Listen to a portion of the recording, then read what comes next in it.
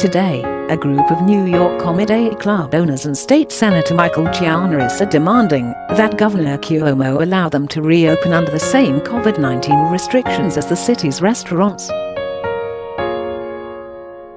The Number 7 Comedy Initiative argues that most small venues will be forced to close permanently if nothing is done, and that there's no difference in terms of safety between allowing limited capacity dining and having people gather to watch a comedian perform.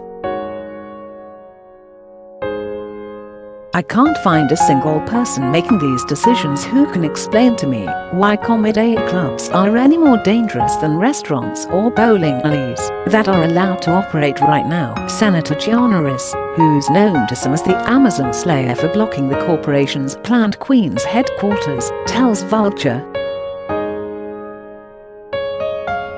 "If the restaurants are allowed to have outdoor capacity, why is it any different that you have the same setup, but with someone telling jokes? It makes no sense." Close quote. As part of New York's Phase 4 reopening plan, restaurants can start offering indoor dining on September the 30th at 25% capacity, with tables spread out, no bar service, servers wearing protective gear, and patrons required to wear masks unless seated at their tables and eating.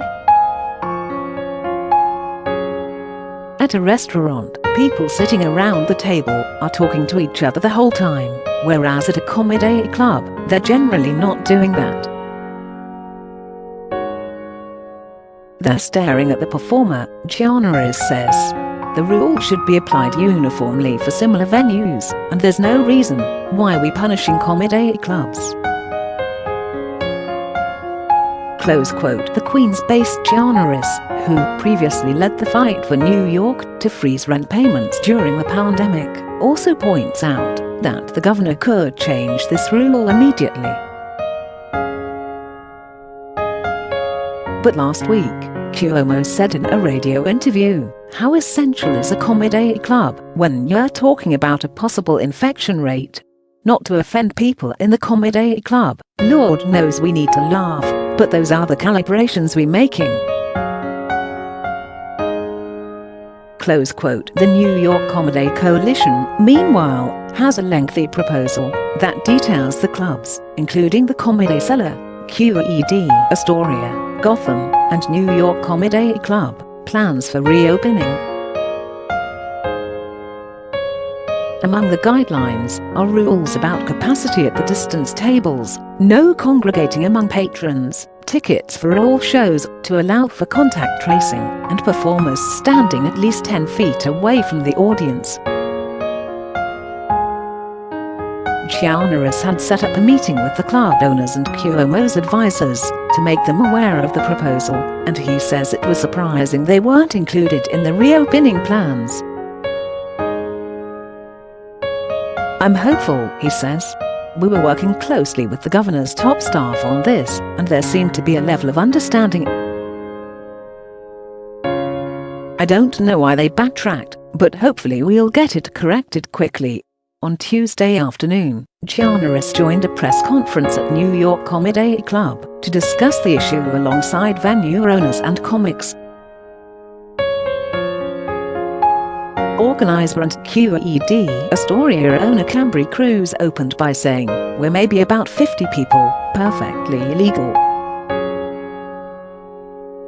But if I were to start telling jokes, charge you $5, require you all to be masked, seat you and space you safely 6 feet apart, and collect your contact info for tracing, that is illegal.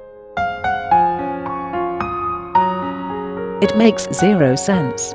Other owners, including Marco Elgott of Eastville Comedy Club and New York's Scott Lindner, spoke of how their capacity would still be under 40 people, and that it will be almost impossible to repay the PPP loans they were given.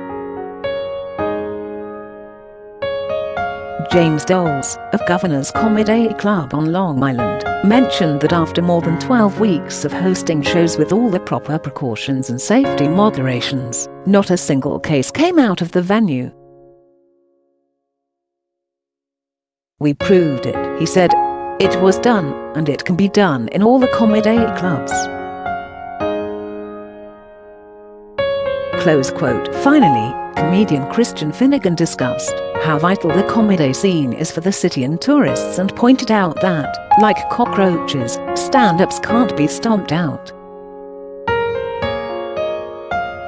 If the idea was to ban stand-up comedy, the guidelines set forth by Governor Cuomo have been completely unsuccessful, he said.